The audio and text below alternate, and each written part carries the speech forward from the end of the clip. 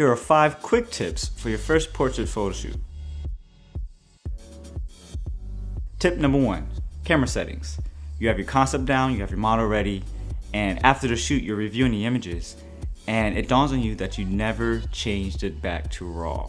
Just check your camera before you even start to shoot. Camera settings should be this last thing on your mind, but at the same time it's one of the most important things, and you really can't go back on making a mistake in camera. So keep that in mind. Check your camera before anything. Tip number 2, lighting. Now we all know that lighting will make or break your image.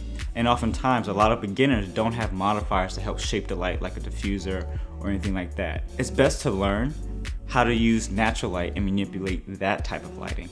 For instance, if you are in midday but you want to keep a soft light, find open shade. Open shade is any shade that's being casted by a large object, so a tree, a building, anything like that. That'll help damper down the light but still keep it fresh and airy. But also, if you're going for a more dramatic fashion type portrait, you want to use harsh shadows and things like that. Shoot in midday.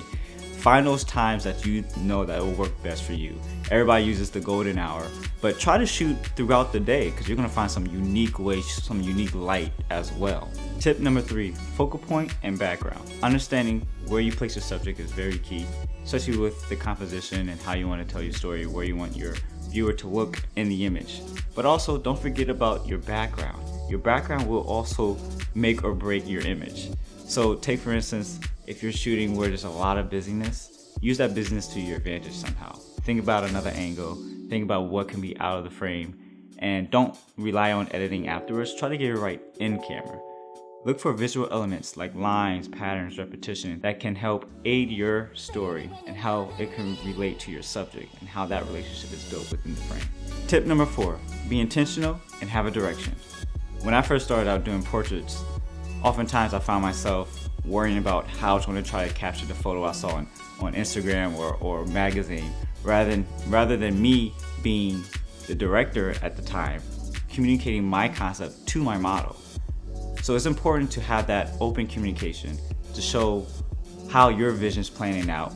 So that means you can show them the image. You can show them, hey, this is how this works here, this doesn't work here.